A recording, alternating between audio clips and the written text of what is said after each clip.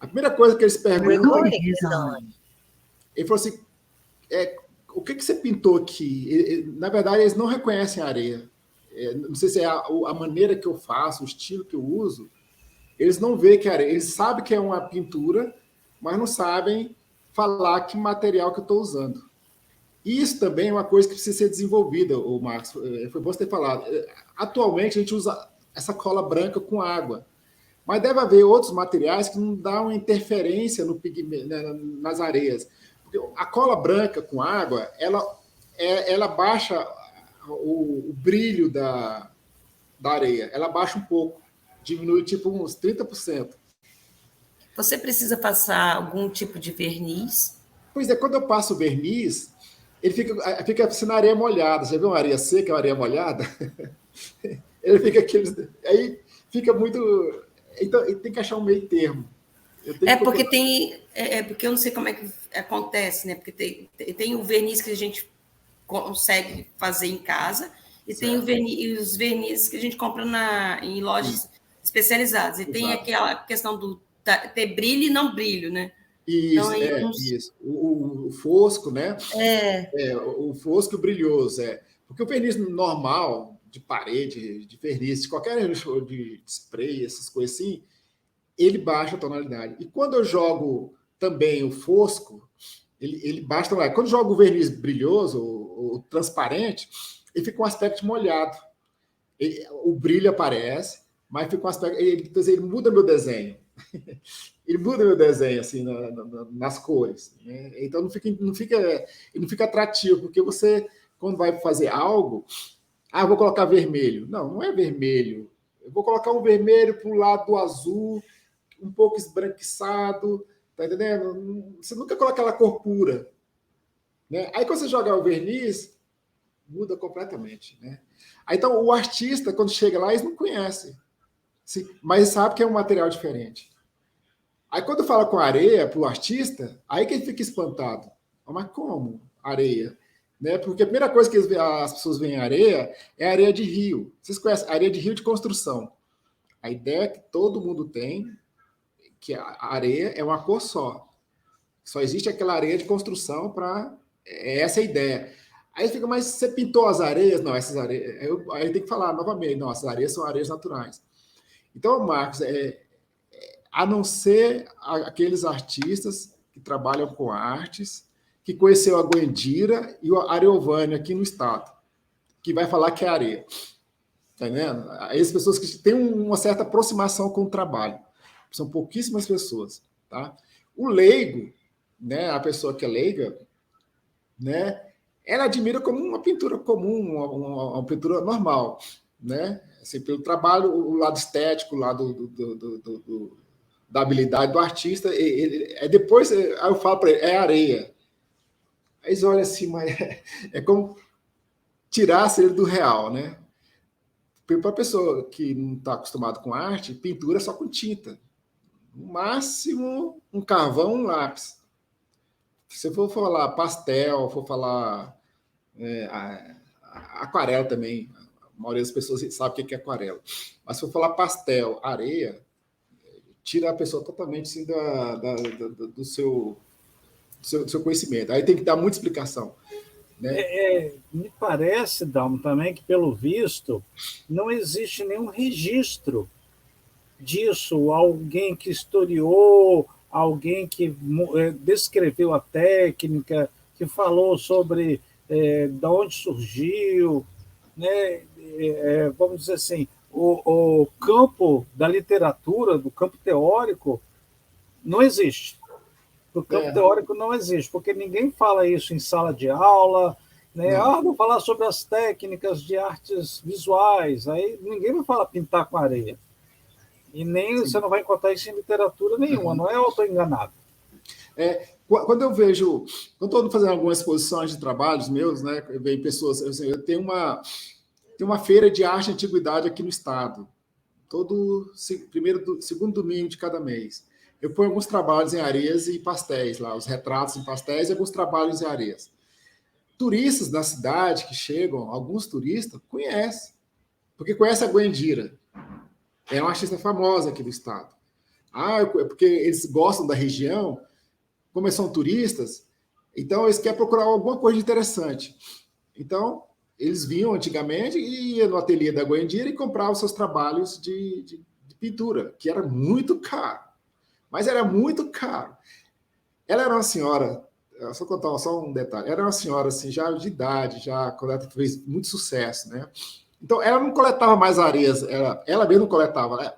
Tinha um senhor que coletava para ela. Ia nas serras de Goiás, serras de Uruaçu, e trazia as cores e ela comprava essas areias, porque ela não tinha mais saúde, né? Disposição. Não tinha mais isso. Então, é muito interessante esses detalhes, assim, sabe? Então, existe o trabalho de pintura em areia, é o seguinte, o prazer de você pintar e o prazer de você coletar, tá? É algo fabuloso. Assim, é indescritível. Né? Quem começa com isso aqui não consegue parar. Então, Dalmo, parece que, pelo que você está falando, um TCC ou uma dissertação de mestrado, uma tese de doutorado sobre pintura em areia poderia dar um registro disso, porque não tem nenhuma tese, não tem ninguém que escreveu Eu desconheço, Marcos, realmente eu desconheço. A minha única referência é a Guandira, essa senhora que eu falei para você. Ela tem um museu dela aqui no estado, né? Os trabalhos dela, mas é a única coisa que tem. Assim, e registros da história dela, registros de jornais, em alguma coisa, alguma literatura ou outra, mas é muito pouca coisa que fala sobre essa técnica. Né? Você sabe, a pintura em areia, foi feito por Guandira, e no máximo que alguém conhece é o tal Carandiru. Eu não sei falar para você quem foi um dos dois. Pintura em areia, na verdade, existe no mundo inteiro. Tá? E uma vez eu estava procurando em inglês, principalmente em francês. Eu procurei em francês, eu vi algumas pinturas em areia, principalmente na África. Se vocês usar o termo, eu esqueci como é que é o termo em francês. Esqueci. Vocês vão achar muita pintura em areia na África. Qual que é a diferença da pintura em areia da África com a nossa? Ele usa 2 ou 3 cores no máximo. 2, 3 cores. Que é essa areia que nós conhecemos. É a amarela, o mais pro lado do marrom e uma areia mais preta. Ele usa praticamente só essas 3 cores. Aqui você pode usar 400 cores. É cores mesmo. Não estou falando cor de areia, não. Estou falando cor de joias. São cor de joias. É como você pegar uma esmeralda, né? E você ter 30 tonalidades de esmeraldas diferentes. Assim são as areias. Né? Você consegue ir para esse campo. Tá? Aí vai depender de muita coisa, né? Do seu desenho, vai depender de como você vai colar isso, como você vai fixar isso em que plataforma, em que material, aí vai depender de muita coisa, né? Então assim, eu falei francês porque eu vi na África, foi em francês, acho que ser colônia, África, os países africanos são colônias francesas, que eles utilizam, e é muito bonito. Eles só usam 3 cores. Eles fazem cada coisa maravilhosa, uns trabalhos belíssimos, sabe? E aumenta 3 cores. E tem um alemão que ele faz também areia, os trabalhos, umas telas enormes. Eu posso passar para você depois o nome dele. Eu sigo ele no Instagram. É um nome meio difícil de falar. Ele faz uns trabalhos com mistura de só areia branca e areia preta. E trabalha com folha de ouro. Ele faz umas colagens com folha de ouro. Então, 3 cores. Folha de ouro, areia branca, areia preta. Marcos, é fabuloso o trabalho dele. Então, assim, por que é fabuloso? Eu vejo tanto. Primeiro, ele tem muita habilidade, esse menino. Ele é novinho, esse rapaz. E ele é um dos maiores artistas modernos hoje. Ele é um dos maiores artistas hoje, assim, de nome mesmo. Ele trabalha só com essas 2 cores, areia branca e preta. Ele faz um monocromático belíssimo. E ele faz uns vídeos no Instagram chamativos, né? E fica muito bom, sabe? Então, a Alemanha, eles têm muita tecnologia para isso. Aí o que acontece? Você veja, acho que nem ele conhece essas areias que nós temos aqui. Um dia até queria apresentar para ele essas areias, Porque ele é tão famoso na Europa, ele faz exposições em Nova York, nos museus de Nova York, faz exposição na Inglaterra, ele faz exposições em vários países, né, com essas telas deles. Ele não faz em tela, em papel e em tela, não. Ele faz em painéis de aço, parece. Em painéis de aço. Ele tem uma tecnologia que eu estou tentando descobrir, sabe? Que é essa que eu conversei com a Kelly aqui agora. Ele pulveriza uma cola nesse painel, ele vai pulverizando e deixa. Aí depois ele vai desenhar, ele vai juntando as areias e elas não misturam com o adesivo. E ela fica a mesma areia. Já procurei isso, e eu sei que ele usa um tal de ultravioleta, eu não sei como é que é isso, ultravioleta, ele vem com a luz azul para secar. Eu não sei o que é isso. Então eu tenho ainda minhas dificuldades ainda. Talvez seja resina mesmo. Pode ser a cola que o pessoal a vidraçaria usa, que é uma outra cola, e tem uma cola tipo alemã, que o pessoal usa muito, que eles usam essa luz azul, né? Ou que o pessoal, o dentista usa para poder secar resina, ou senão você compra uma grande, que o pessoal usa muito aí na coisa, para poder fazer isso também. Pode ser que seja. Né? É uma possibilidade. Você está falando aí que tem essa cola alemã mesmo para poder usar com essa luz azul. Que é uma cola mais resistente que o pessoal usa muito. E eu vi que ela não altera a cor do pigmento, ela não altera.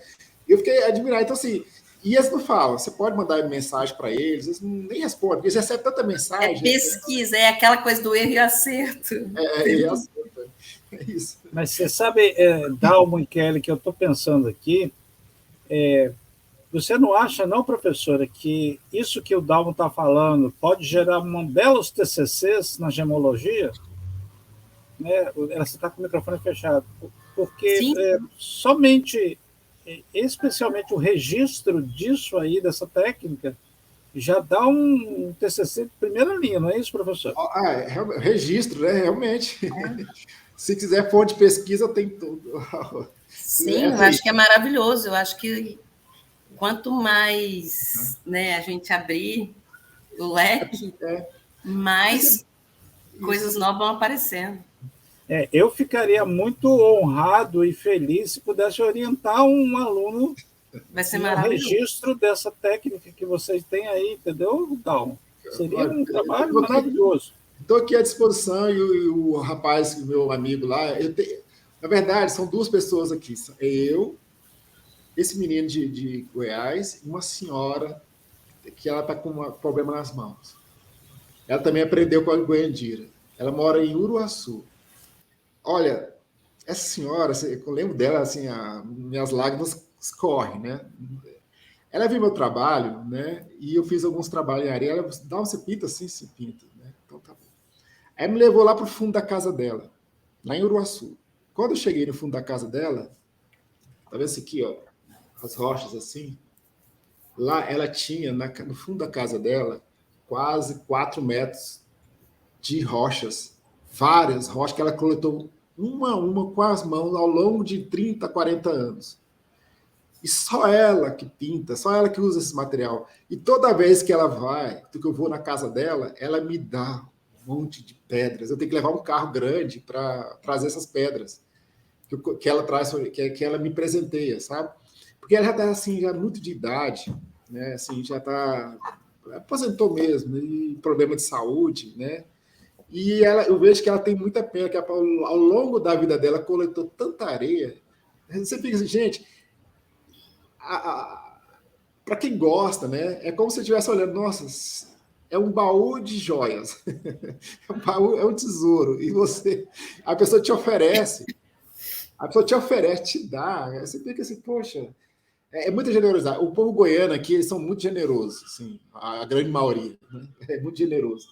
Então, eu tive uma experiência muito alegre, assim, trabalhando com areia, sabe? Muito impressionante. Eu fiquei impressionado com os artistas, né? Com a nossa região, que é tão bela, né? Assim, e a gente pisa por cima e não vê. Você pisa em cima e você não sabe em cima do que você está pisando. mais ou menos isso. Dalmo, eu acredito que, além dessa maravilha que você tem aí em Goiânia, a gente vai encontrar mais variedades pelo Brasil afora, entendeu? Sim, sim. Eu acredito que aqui no Espírito Santo também deve ter aí cores maravilhosas, coisas assim, inexploradas nesse sentido aí. Sim, né? sim. Sim. Então, eu falo para você, se na África, na França, eles conseguem fazer com 3 cores, o alemão faz maior sucesso, né? Tim, eu não vou lembrar o nome dele. Faz maior sucesso com 2 cores. É porque é areia mesmo, ele trabalha com areia. Mas a areia tem uns granulados quase igual a minha, assim. E elas não são brilhosas, assim. É areia branca, preta.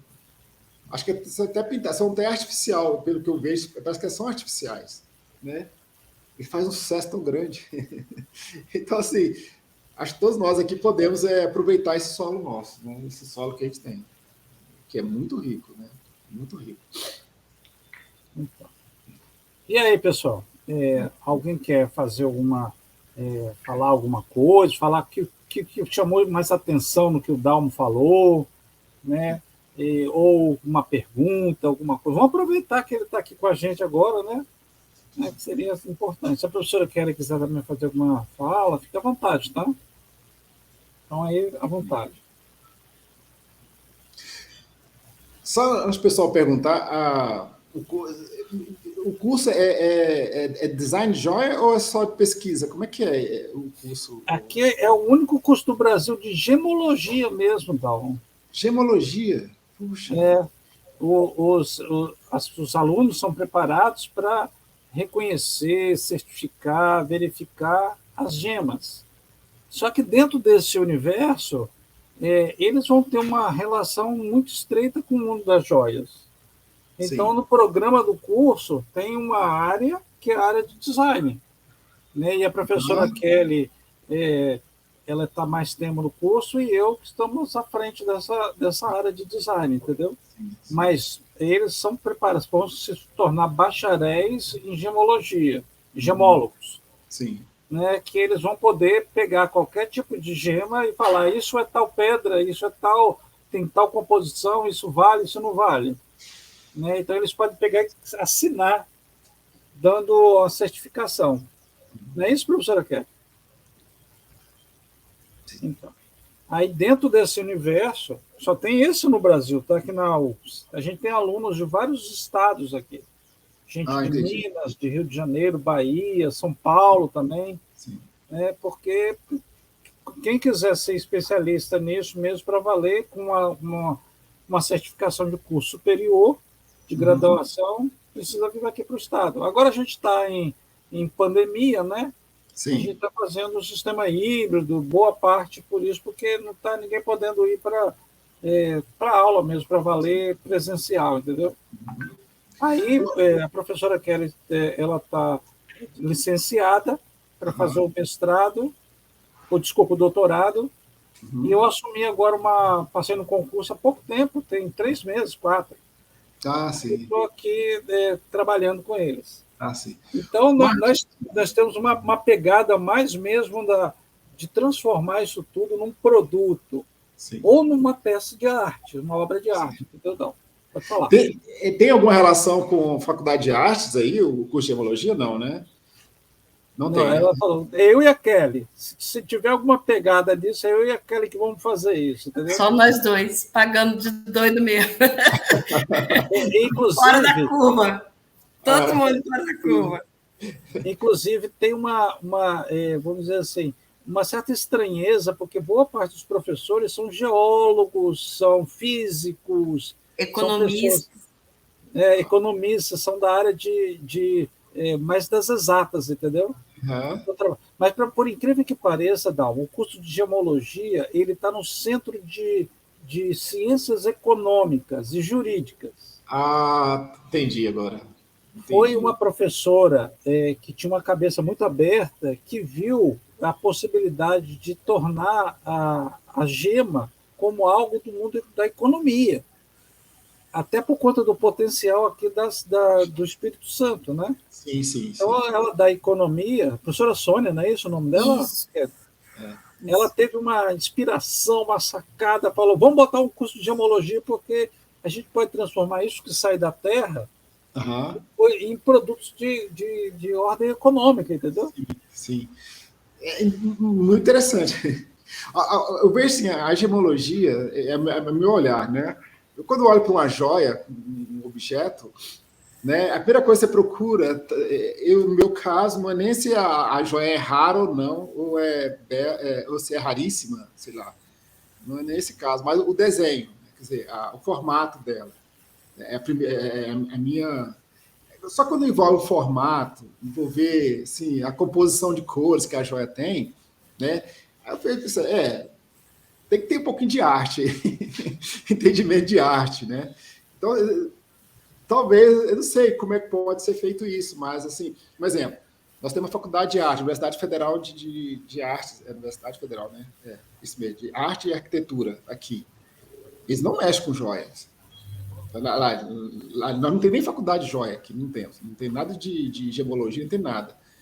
E eu tenho quase certeza que se mexer com gemas ou alguma coisa assim, é muito raro. Porque parece que cada universidade ela tem uma certa linha, né? A Universidade de Arquitetura aqui tem uma linha diferente da Universidade de Arquitetura lá de Uberlândia. Parece que tem umas coisas assim, que eu não entendo muito, mas eu fiquei sabendo que a minha filha, ela formou agora em arquitetura, ela estava me contando, a arquitetura em tal lugar, assim, por exemplo, ela queria fazer arquitetura no Chile.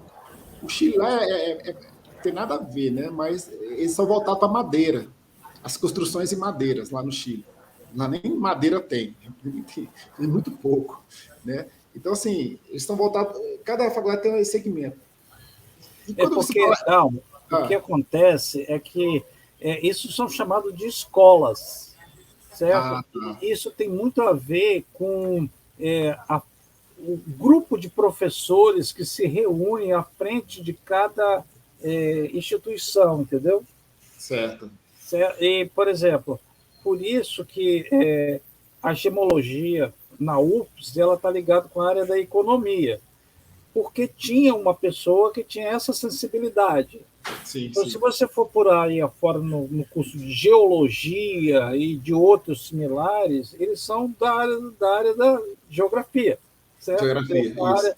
E o interesse deles é o interesse científico, de envolver, de verificar isso tudo.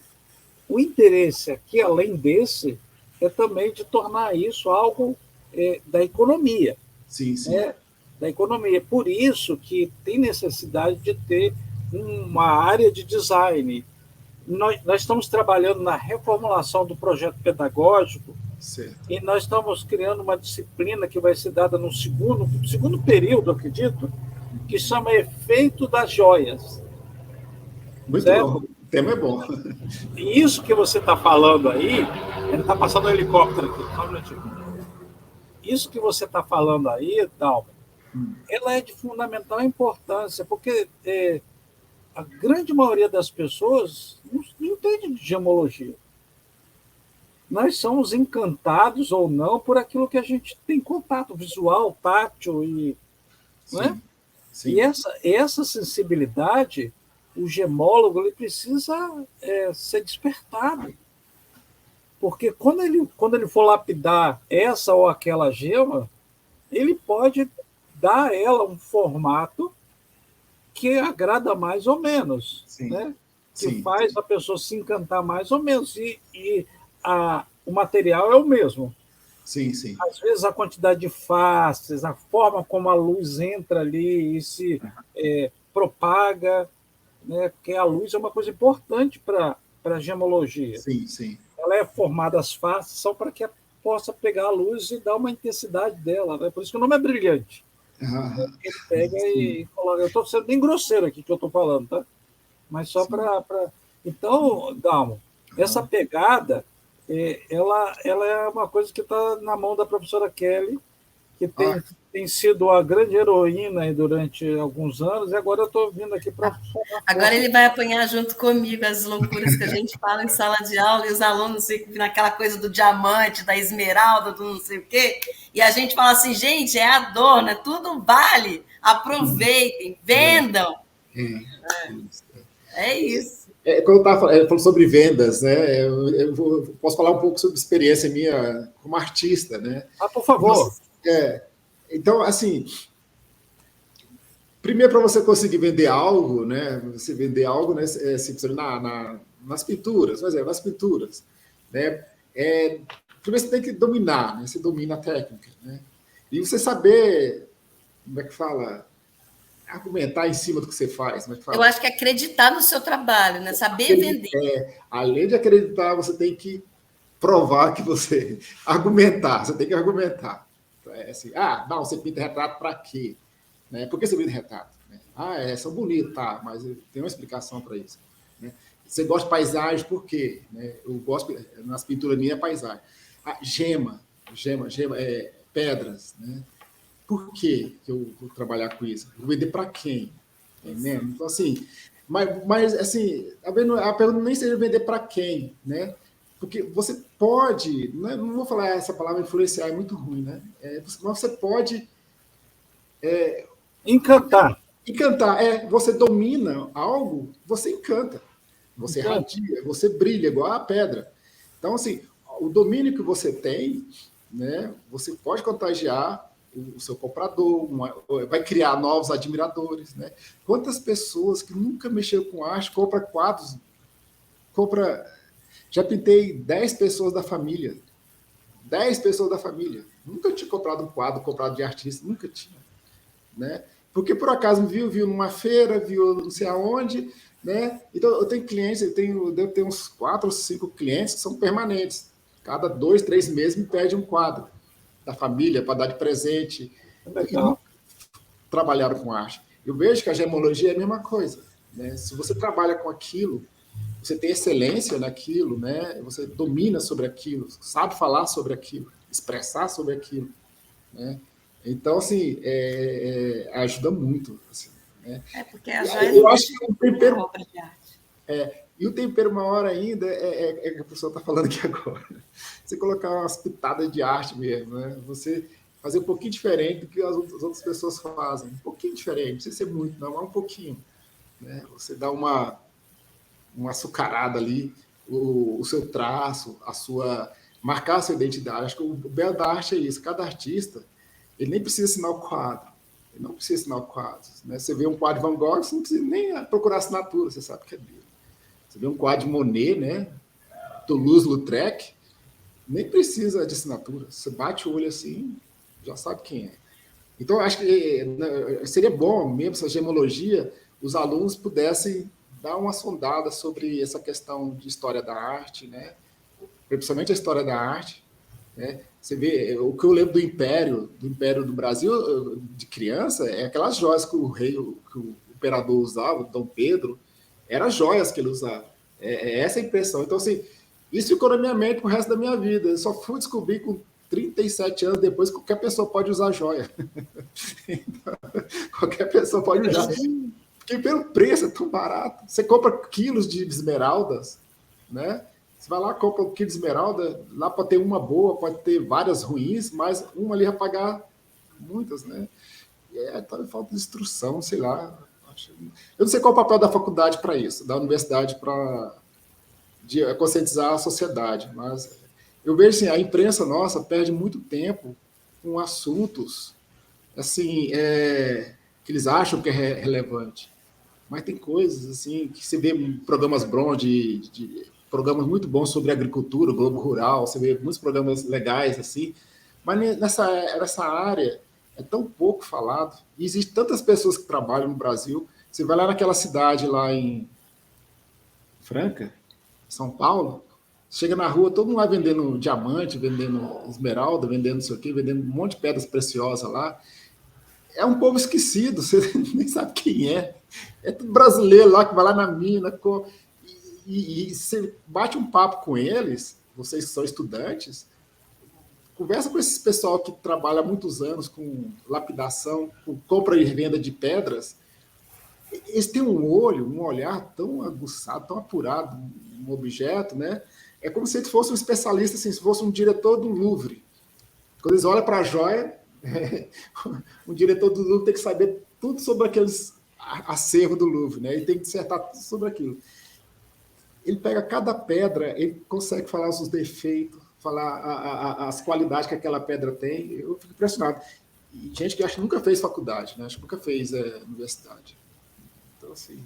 Não, tem uma brincadeira, tem um técnico de futebol do Vitória da Bahia, que um amigo meu que morou lá contava a história dele. O Vitória é um time que recebe muitos jogadores do Nordeste afora e eles projetam ele em nível nacional e até internacional, né? E aí tinha um técnico lá que falava assim, eu conheço o talento pelo arriar da mala.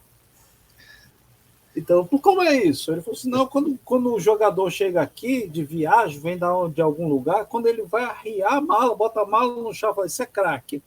Né? Ele é craque. Então, ele disse que conhecia os talentos assim, entendeu? Sim. E ele era uma pessoa que conhecia mesmo os talentos. Todo mundo pedia a ele para indicar e ele indicava pessoas maravilhosas. Então, a teoria fala que o artista ele consegue lidar com essa relação simbólica por proficiência, certo? Porque essa relação, ela é uma relação que não é uma relação da racionalidade, ela é uma relação da afetividade, que é um conhecimento que nós temos que não está na nossa memória, mas está em algum lugar, se é que está em algum lugar, que também a gente tem uma relação de compreensão das coisas e a gente não consegue explicar o que é. Como que a gente entende isso? Por exemplo, a gente viaja para um lugar e fala, nossa, a viagem foi maravilhosa, eu estive num lugar que eu fiquei muito feliz. Me explica isso. Aí a pessoa fala assim, não sei, só indo lá. Certo? E esse conhecimento que você não consegue verbalizar, expressar, ele é um conhecimento afetivo. Sim. E você nunca vai conseguir expressar, a não ser os artistas que fazem isso, entendeu? Então, esse olhar que você está falando aí, daquele senhorzinho que mora lá em Franca, não sabe nem ler e escrever direito, e ele tem uma proficiência de identificar, esse aqui dá dinheiro, esse aqui não dá, não. É isso mesmo. É porque o saber dele é um saber afetivo. Né? É um saber da sensação que não representa nada. Por que não representa nada? Porque ele não consegue falar o que é. Não consegue. Que vai dizer isso aí. Isso. E isso aí a gente só consegue por alguma competência nossa e também vivência. Isso. Dalma e professora Kelly, vivência. Porque não adianta nada você ter uma competência dessa se você não tem um repertório. Né? Por exemplo, se eu vou trabalhar no campo da arte plástica ou da arte visual, eu preciso saber conhecer todos Toulouse-Lautrec da vida. Isso. Né? Todos Van Gogh da vida, que existem por aí pelo mundo afora. Sim. Porque isso vai dar para mim um conhecimento de eu falar assim, é isso, não é aquilo. Mas como que você sabe isso? Não sei, eu só sei que é. Não tem lá o Chicó, lá do Ariano Suassuna? Né? Não sei, eu só sei que é. Né? Você produziu um objeto, né? É a mesma coisa que você produzir uma tela. Né? Uma tela, é a mesma coisa. Você produz um objeto, você faz uma escultura, você faz uma gema, trabalha uma gema. Você está expondo aquilo que vem dentro da gente, né? Que vem dentro de nós, né? E se externa com aquilo, naquele formato, né? E é muito bom, assim, a proficiência ajuda muito mas também pesquisar é muito bom. Você ter campos como é que chama? Campos de biblioteca, você ter, como chama? Aqui que você falou, os TCCs da vida, para as pessoas é muito bom, atalha muito. Né? Muitas dessas pessoas passaram anos, só foi descobrir o rumo da coisa no final da vida, bem no finalzinho, porque não conseguiu pegar esses atalhos. Né? Acho que a universidade tem esse papel mesmo de atalhar, não vou falar atalhar, mas encurtar essas distâncias. Né? É porque vamos dizer, nosso papel é tentar despertar esse interesse. Como que a gente desperta isso? Trazendo Dalmos Antônios aqui para conversar, né? E Sim. sugerindo ao aluno que tem coisas que não pode escrever, não pode Sim. estar na literatura, não tem como. Sim. Então, vão para o mundo, vão olha para o céu, né? Dalmo, eu fiz algumas disciplinas de criatividade que eu pedi aos alunos que eles fizessem experiências simples. Por exemplo, uma vez eu pedi para os alunos ver o que acontecia se eles fossem descalços para o shopping center. Olha só, não faz mal nenhum, não é agressivo, não é imoral, não é nada disso, era só simplesmente tirar o sapato e ir para o shopping. Sabe o que aconteceu? Ninguém foi. Ninguém foi. Ninguém tem coragem. Porque, imagina que maluco, que experiência é essa, professor? Você está colocando a gente. Então, isso é uma forma de você verificar o que vai acontecer. E você não precisa agredir ninguém, machucar ninguém, fazer nada, entendeu? E, às vezes, se for convocado para uma guerra, se for chamado para outra, ele vai, mas andar descalço no shopping não vai. Então, porque se você faz isso, você vai vivenciar alguma coisa e vai perguntar, mas por quê? Você está afetando, né? É aquela coisa do afeto, de ser afetuoso e estar afetando algo. Sim, né? As duas coisas, é uma palavra que está nos dois sentidos. Sim. Quem fala sobre isso, professor, que você disse, é Deleuze, fazendo uma reflexão sobre Spinoza. Ele fala que essa palavra afeto, ela tem de afetar, no sentido de doença, e no sentido de gerar afetividade, né? O carinho, o amor, essa coisa Exato. Positiva. Então, só que quando a gente pensa mais na questão do infectar, né? Exato. Colocar, Ô, Marcos, você permitiu que eu falar um pouquinho sobre esse negócio de afetar aí. Você falou sobre andar descalço, veio tanta coisa na minha cabeça. Legal. É uma provocação legal. Vamos dar um exemplo. No século XIX, assim, antes do século XIX, no século XVIII, mais ou menos, as pessoas só pintavam as reis, rainhas e pessoas muito ricas. Eram os, me chamam, aquelas pessoas que podiam pagar o pintor, ele pintava. Né? Era assim. Mecenas. Aí aparece uma pessoa que chama ele de, sei lá, de depressivo, problema, que suicidou, coloca 1000 defeitos deles. O cara começa a pintar botas velhas, girassóis murchos. Diz que quando você vai lá no Louvre, né, de um lado tem Mona Lisa, e atrás de você... Uma tela enorme. Girassóis enormes, fica uma coisa te incomodando, assim, atrás, assim, aqueles girassóis murchos, assim. Cara, talvez é isso, né, falando de andar descalço, é isso, né, então... O Van Gogh ele não tinha essa, como é que chama? Talvez essa dificuldade, como muitas pessoas, nós, pessoas normais, ditas normais, temos, né? De procurar algo para inovar, fazer algo diferente. Só que ele tinha argumento naquilo, né? Ele era um erudito. O Van Gogh não era uma pessoa que se fala mendigo, sujo. Ele era erudito, não só na história, mas na história da arte, né? Então, ele fez algo totalmente diferente. Ele compôs um movimento, ele participou desse movimento, criou o pós-impressionismo, que você chama ele de... Como chama? Expressionismo, né? Eles falam que o Van Gogh é o pai do expressionismo, né? E ele participou de todos, né? Cada pintura que você olha no trabalho dele é diferente, né? E sobre andar descalço de novo, eu lembrei da foto dos Beatles lá, o Paul McCartney andando descalço lá na rua. Lá. Virou uma polêmica, até hoje ninguém entende por que ele está andando descalço lá naquele álbum. Não sei se você já viu isso. Paul McCartney andando descalço lá com os Beatles. Então, assim, realmente, essa instigar, né? Pro lado bom, não precisa ser nada... as pessoas acham que a arte precisa ser agressiva, a arte precisa ser, como é que chama? Violenta. Acho que não precisa nada disso. Acho que a arte tem que ter muita beleza. Porque eu sou muito fascinado com beleza. Né? E ainda mais que o homem pode produzir. Né? Uma vez, sempre ouvi falar de Aleijadinho. Nunca tinha visto uma obra dele, nunca tinha visto uma escultura, nada dele. Aí trouxeram alguns trabalhos aqui em Brasília. Aí, por acaso, estava lá em Brasília passando, eu fiquei, vou lá ver, né? Nunca tinha visto. Já fui no MASP várias vezes, nunca vi obra Aleijadinho. É algo impressionante. Você fica assim, gente, ele é brasileiro mesmo. A gente vê em fotos. As fotos simplifica muito uma fotografia. Você vê uma gema num livro, simplifica muito. Você vê uma foto de um quadro de Van Gogh, é muito simplificado. Então, assim... Dalmo, toda foto é plana. Plana, isso. Toda foto é plana.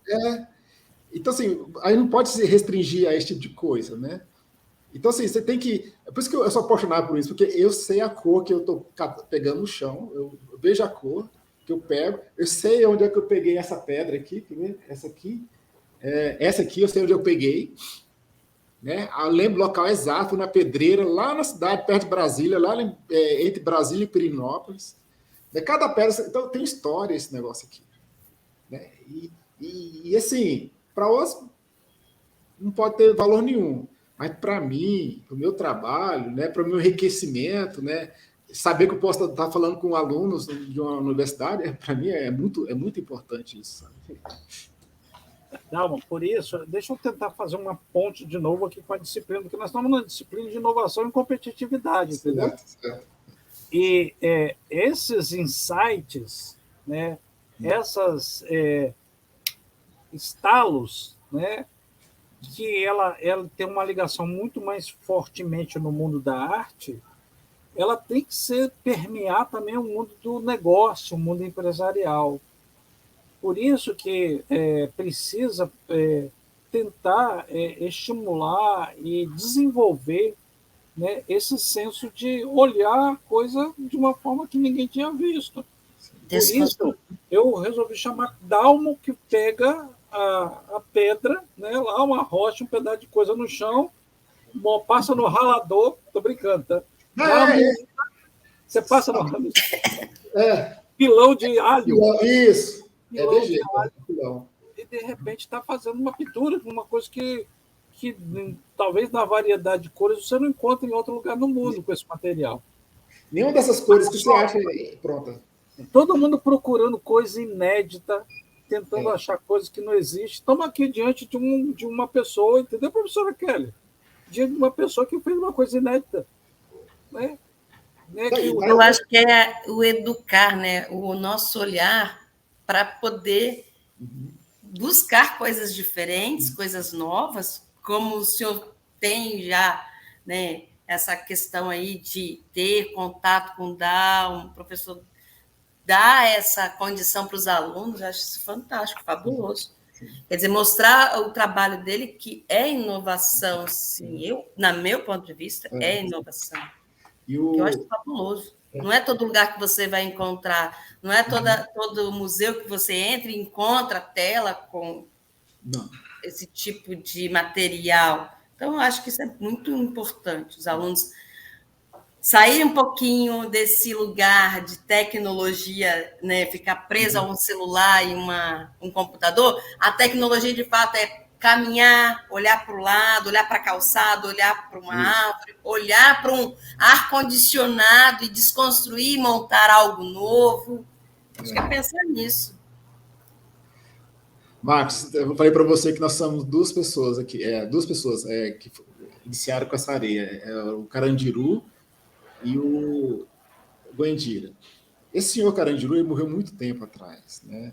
Então, essa semana não, tem um mês mais ou menos, eu fui entregar um trabalho, uma pintura que eu fiz, alguém gostou, foi em pastel, e me pediu para entregar na casa dele. É um senhor, ele é colecionador de arte, né?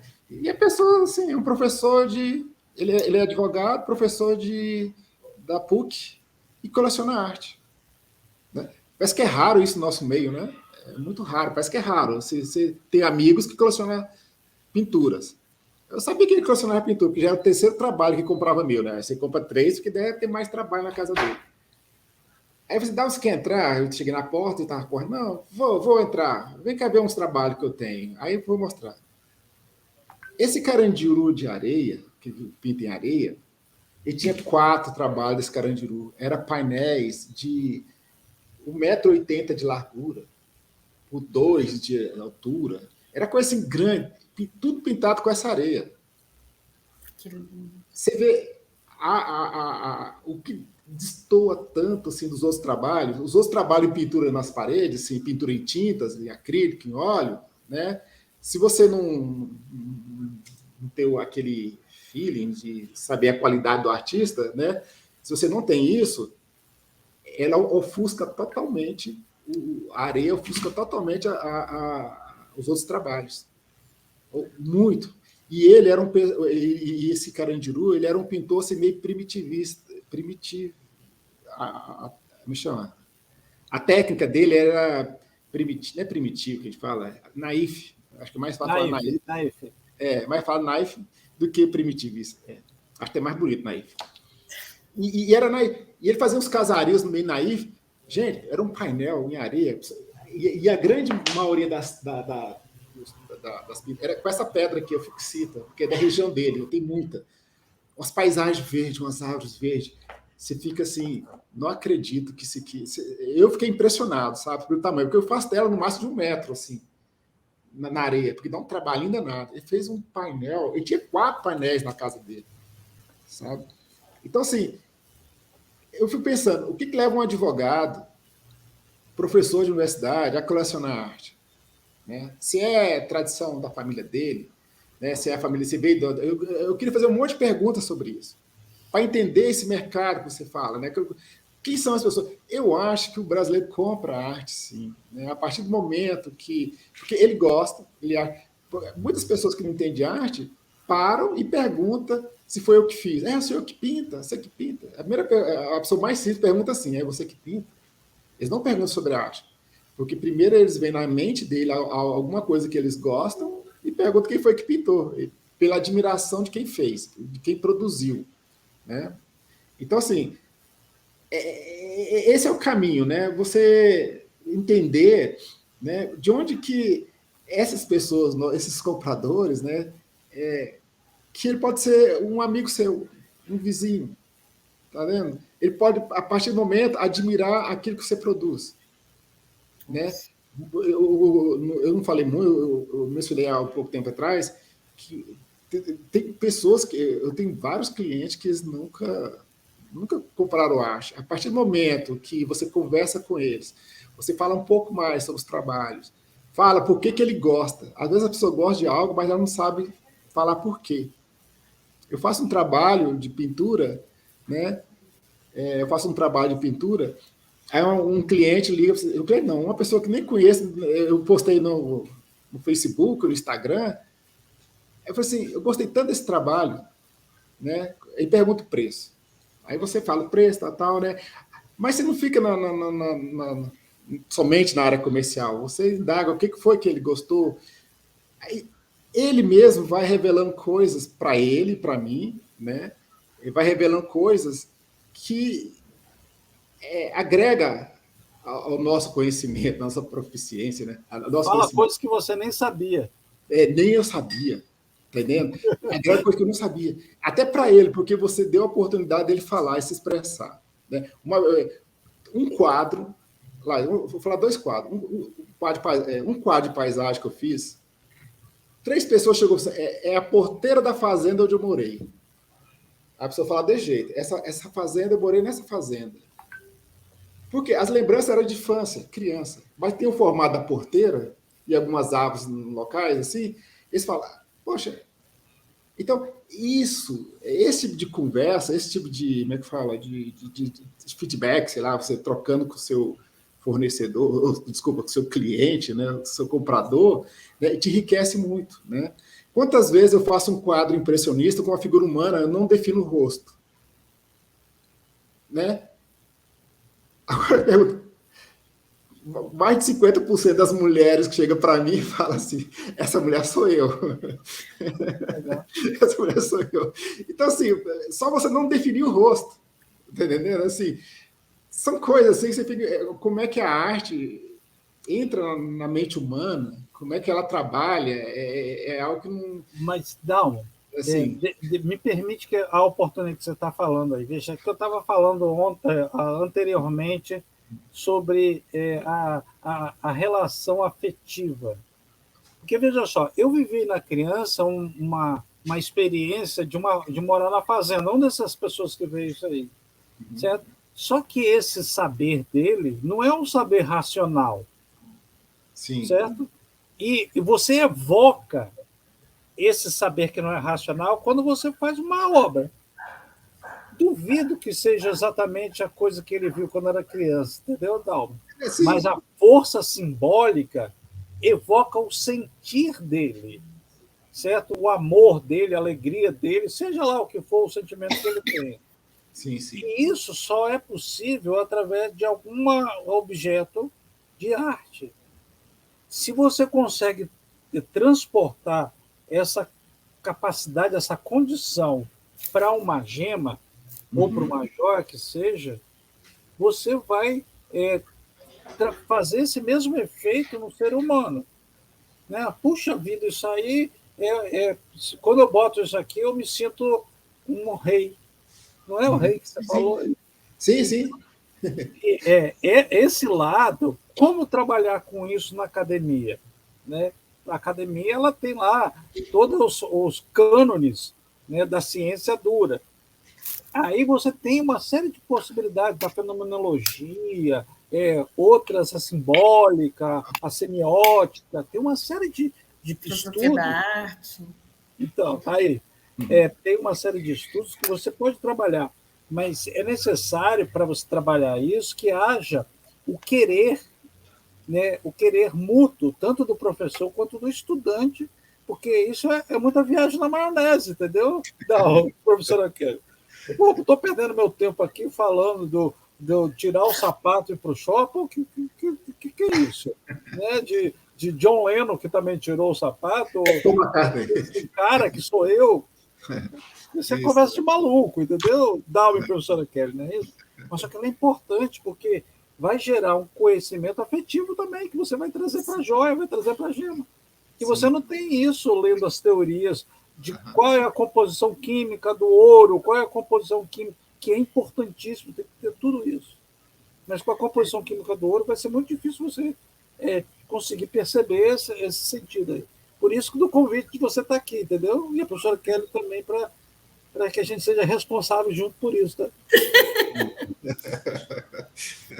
Puxa vida. Então, Dalmo, deixa eu aproveitar mais um exemplo. Você sabe que essa pegada da arte traz para o mundo da ciência, para o mundo da pesquisa, o desenvolvimento de produtos, coisas interessantes. Por exemplo, tinha um grupo de cientistas que estava tentando desenvolver um inseticida para acabar um inseto numa determinada tipo de plantação. Então, todo mundo pensava como fazia para exterminar esse bicho. Aí um dos cientistas falou assim, puxa vida, está todo mundo tentando matar o inseto. E se eles não nascessem mais? Aí sabe o que ele fez? Pulverizou o anticoncepcional. Interessante. A partir daquele momento, os besouros lá, os insetos, não produziram mais nenhum tipo de cria. Acabou. Exterminou. Então, essa sacada de você ver do outro lado precisa ter a sensibilidade que é desenvolvida a partir do contato com a arte. Sim. Você não precisa ser um artista para ter uma ideia dessa, mas ela é estimulada quando você tem contato com a arte, contato com isso aí. As pessoas acham, Marcos, que a inspiração cai do céu, assim, ela cai, vem como, sei lá, como um raio cai na sua cabeça, aí vem pronta, a ideia pronta. Na verdade, eu acredito que tudo é um processo. Tudo é um processo, né? Assim, você for criar, não estou falando de joias, eu vou criar uma joia, sei lá, a joia pode ter elementos que os adornos, sei lá, as molduras da joia, que talvez um anel, talvez um colar, não sei. eu posso inovar bastante. Talvez a joia me dá um limite, né? Me dá um certo limite. Mas ela pode ser cabochão, pode ser, como é que é? Nem lembro mais a expressão mais. Nem lembro mais a expressão das pedras, mas é cabochão. Tem várias lá. Gota, né? Então, assim, aí vai na sensibilidade do lapidador, né? É a sensibilidade dele, que pode extrair de melhor naquilo, né? Então, assim, eu vejo que o artista, né? Eu falo para mim, um gemologista, uma pessoa que mexe com gemas, a pessoa que trabalha com a gema, lapida a gema, ele é um artista, para mim é um artista. São duas pessoas que eu acho que, sim, para mim é artista, pessoas que trabalham com joias e dentista. Dentista que vai fazer um dente, tem que refazer um dente lá, eu acho genial para refazer um dente, porque não é brincadeira, não. Então, assim, a Gláucia? A Gláucia, assim. Eu falei para ela que, olha, dente, eu não sei, você esculpir um dente da pessoa, né? Eu acho impressionante, eu fico impressionado esse tipo de coisa. Então, assim, o artista, assim, as coisas não caem da cabeça, as coisas não vêm assim de uma vez, né? Essa interação entre, um exemplo, na areia, a interação, para me ter o conhecimento, eu preciso de alguém que já trabalhou com isso, né? Eu tenho um rapaz, o Ariovani, que trabalhou, ele me passa informações, eu tenho um certo tipo de acúmulo de outras informações na arte, que é de pintura e pastel, agrego esse conhecimento que eu tenho, mais o dele, que ele é especialista somente em areia, né? Tanto é que ele liga para mim, que ele começou a fazer rosto em areia, esse rapaz. E eu não faço rosto ainda em areia. E ele já começou a fazer. Mas para ele começar a fazer o rosto em areia, ele teve que ligar para mim, né? Ele estava fazendo até a foto do governador do estado aqui, estava fazendo a foto do governador, e ele estava preocupado se estava certinho, se não estava, ele pediu algumas dicas, e foi online, o dia que está aqui. Mostrou lá o desenho, eu fui orientando ele algumas coisas na questão do volume, na proporção, né? Essas coisas assim. Eu consegui orientar ele para a forma online. Então, assim, a gente precisa assim, se informar mais, ir atrás das pessoas que já trabalham com isso, né? Principalmente as que estão vivas, eu falo muito isso, principalmente quem está iniciando, principalmente quem é estudante, quem vai iniciar essa carreira, que gosta disso, né? Frequentar esses ambientes mesmo, né? Eu fui no museu, vocês conhecem o museu lá do Pontal do União? Pontal do União, lá de Salvador, vocês conhecem? Não, né? Não conheço, não. Para mim, é um museu incrível. Incrível. Ele tem muitas coisas de pratarias, joias. Ele tem muita coisa. Carlos Pinto? Pontal do União. Eu não sei o nome do museu. Ele fica ali perto do Pontal do União. É pertinho. É no centro. No centro. É isso lá mesmo. Em cima. É perto da praia. Museu Carlos Pinto. É maravilhoso. Eu estive lá. É diferente de todos os museus que eu já fui. Você sempre foi museu de pintura, essas coisas, né? Quando eu cheguei lá, eu fiquei assim, gente, olha os objetos, as pratarias, olha os negócios, tudo datado, tudo marcado, tudo. Eu pensei, gente, isso existe no Brasil, né? Tinha quadros lá também. Sim. E uma coisa, e uma pena que eu nunca mais voltei para Salvador, porque quando eu fui na época, eu tinha uma visão de arte. Hoje, passou 10 anos depois, minha visão é outra. E eu vejo que tem muita necessidade de voltar lá. Aquelas formas, aqueles desenhos. Os desenhos das pratarias, gente, que coisa mais linda do mundo. Você fica... Aquela ciselagem muito linda. O cisel que eles fazem, muito bonito. Não é? Então, assim, é muito inspirador. Então, a gente que trabalha com arte, que mexe com isso, precisa de inspiração. A inspiração não é que você vai copiar o trabalho. Não, mas, é pesquisa, né? Mas que você... Como é que eu falo? Ele te dá um sopro, né? Ele te dá um empurrão. Assim, olha, veja como isso é bonito. Né? O que você pode agregar àquilo que você está vendo? Né? Então, quando eu vejo aquelas pratarias, cheguei em casa e queria pintar pratarias. Queria pintar essas coisas. O Marcos me deu um desafio, pintar uma joia. Eu vou fazer uma. Não vou pintar uma pedra, vou pintar uma joia para ele. É muito bonito.